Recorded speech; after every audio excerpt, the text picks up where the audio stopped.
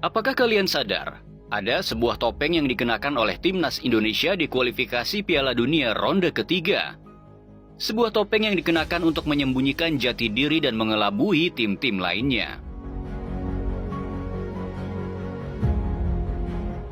Sebuah timnas yang berkamuflase adalah kalimat yang dapat menggambarkan bagaimana timnas Indonesia menunjukkan wajah palsunya di dunia. Ia tampak berlebihan memang. Namun coba perhatikan bagaimana pada awalnya tim ini sungguh jadi tim yang dianggap paling enteng.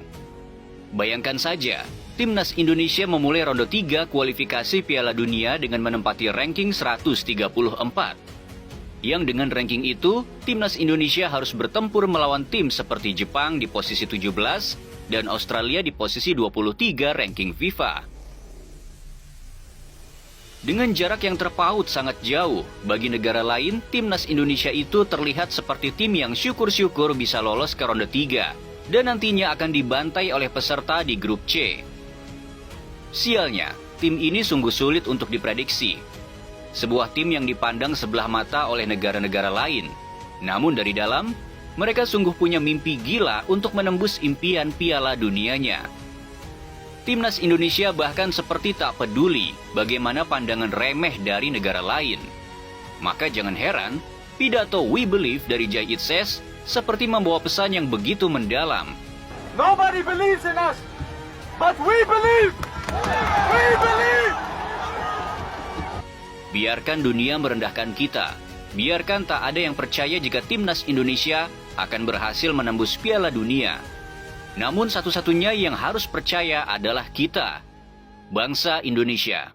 Karena hanya kita yang mampu menghidupkan keyakinan ini hingga menjadi kenyataan. Jelas terlihat jika timnas Indonesia ingin jadi negara pertama yang dengan ranking 100-an FIFA namun mampu tembus ke Piala Dunia. Ya, timnas ini jelas sedang berkamuflase agar seolah-olah terlihat lemah. Namun saat negara-negara lain mencoba menganalisis tim ini dengan lebih serius, maka yang terjadi adalah kekhawatiran dan ketakutan jika negaranya akan jadi korban dari sebuah tim yang sedang berkamuflase. Arab Saudi sudah menjadi korban pertama, bahkan sampai menumbalkan pelatih sekaliber Roberto Mancini. Dan Australia juga menjadi korban selanjutnya dengan mengganti pelatih mereka. Bayangkan saja, mau mencari di mana ada timnas yang ranking FIFA-nya 3 digit, tapi punya market value gila-gilaan, yaitu hampir mencapai setengah triliun rupiah. Yang angka itu berkali-kali lipat di atas Bahrain dan China, yang masing-masing memiliki market value 158 miliar dan 174 miliar. Yang membuat tim-tim dari negara lain semakin yakin jika timnas Indonesia sedang berkamuflase, yaitu apalagi kalau bukan soal karir dari para pemainnya. Bayangkan saja betapa terkejutnya mereka saat pertama kali mencari tahu jika ternyata kapten timnas Indonesia yaitu Jay Itzes merupakan pemain yang bermain di Serie A. Walaupun ada beberapa komentar yang sedikit membuat kita tertawa. Kemudian ada Mesiel Hers, pemain muda yang bermain untuk tim papan atas Liga Belanda yaitu FC Twente. Yang pemain ini punya market value sangat tinggi, yakni 156 miliar. Atau bahasa kasarnya, Mei seorang diri saja, harga pasarnya bahkan setara dengan seluruh pemain di timnas Bahrain. Juga ada Kelvin Verdonk, seorang fullback kiri yang menjadi andalan dari tim kuat Liga Belanda, yaitu NEC Nijmegen. Dan yang paling membuat panik, tentu saja saat mereka mencoba mencari tahu tentang seorang pemain timnas Indonesia bernama Kevin Dix. Mungkin yang ada di benak mereka saat itu adalah, timnas macam apa ini? Rankingnya 127. Namun ada pemainnya yang bermain di Bundesliga, yaitu bermain untuk tim Borussia Mönchengladbach. Sungguh fakta-fakta ini sangat sulit untuk dicerna. Selain itu yang membuat timnas Indonesia semakin sempurna dengan kamuflasenya, tentu saja ada si pemikir di belakang layar yang siap meramu dan menemukan cara terbaik untuk meloloskan timnas Indonesia dari grup C.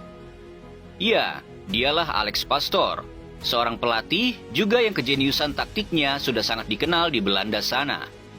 Dia merendah saat ditanya apakah kamu yang menjadi asisten Kluivert atau Kluivert yang menjadi asistenmu. Dan Alex Pastoor menjawab, Ben jij assistent van Kluivert of is Kluivert assistent van jou? Ik assistent van hem. Ja? Daar klinkt twijfel in door. Serieuze trainer dan. Ya, walaupun kita semua tahu jika Sir Alex lah yang nantinya akan berjibaku dengan idenya untuk menemukan dan menyusun taktik terkuat bagi timnas Indonesia. Kemudian hal yang membuat timnas Indonesia semakin sulit untuk dianalisa adalah akan kembalinya si tembok tinggi yaitu Elkan Bagot. Get in there! Come on!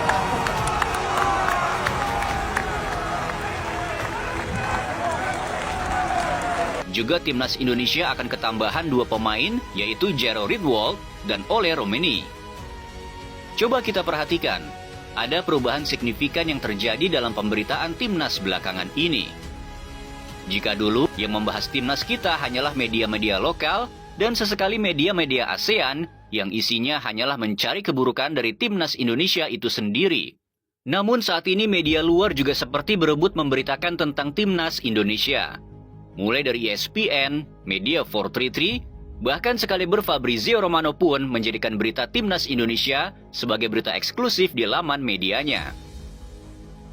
Dan untuk influencer dunia pun, kita sudah tak menghitung lagi berapa banyak dari mereka yang mengambil momen bersama timnas Indonesia. Dengan segala macam hal positif yang terjadi di timnas Indonesia, kita semakin optimis akan ada sejarah yang terjadi di World Cup 2026.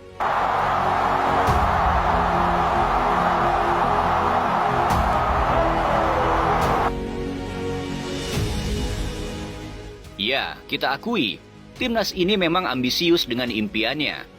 Namun bukan tim ambisius yang menghalalkan segala cara. Tak pernah kita saksikan tim ini guling-guling saat unggul, apalagi sampai menyogok pengadil.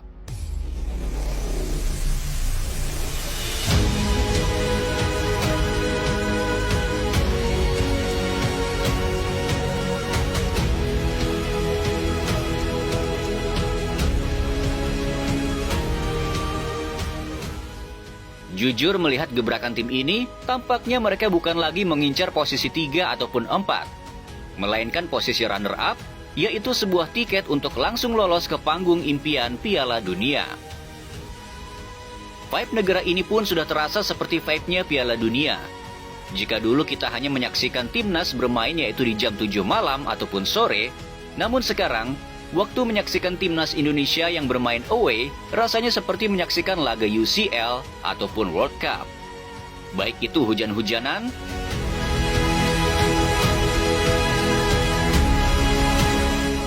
entah itu tengah malam, waktu yang sangat-sangat mendebarkan buat Indonesia.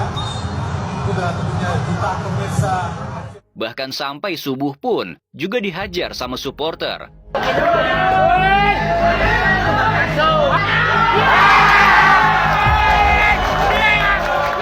Saking excitednya mereka untuk menyaksikan timnas kebanggaan mereka bertanding. Dan sebagai penutup, kita mungkin diremehkan, tapi kita tak akan pernah mau untuk membiarkan. Karena Garuda tak terlahir untuk berjalan, melainkan diciptakan untuk terbang.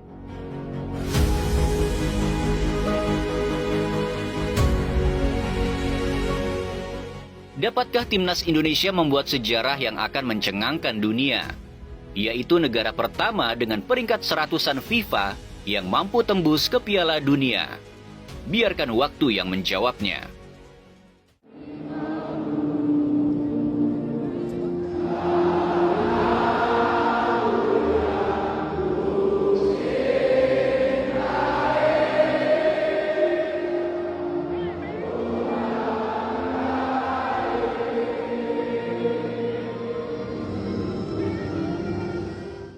Jangan beli jersey ini kalau kalian nggak mau tampil keren di bulan Maret nanti ya.